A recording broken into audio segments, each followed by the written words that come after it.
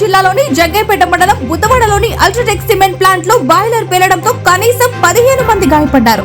వారిలో 3 తీవ్రంగా గాయపడ్డారు. గాయపడిన వారిని విజయవాడ ఆసుపత్రికి తరలించారు. వీరిలో ఎక్కువ మంది యూపీ, ఎంపీ, బీహార్ కు చెందినవారు.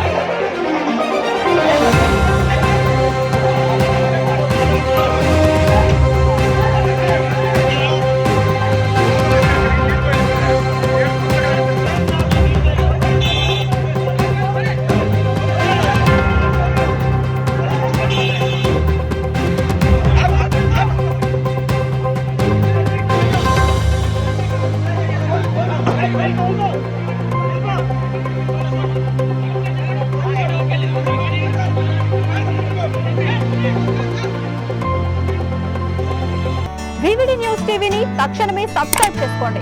నోటిఫికేషన్ కోసం బెల్ ఐకాన్ క్లిక్ చేయండి. మరిన్ని అప్డేట్స్ కోసం ప్రతి ఒక్క కుటుంబానికి ఉచిత ప్రకటనలు వచ్చే విధంగా మీకోసం మీ ముందుకు వివిడి న్యూస్ టీవీని ఏపీ ఫైబర్ నందు 99వ ఛానల్ మరియు యూట్యూబ్ నందు వీక్షించెదరు.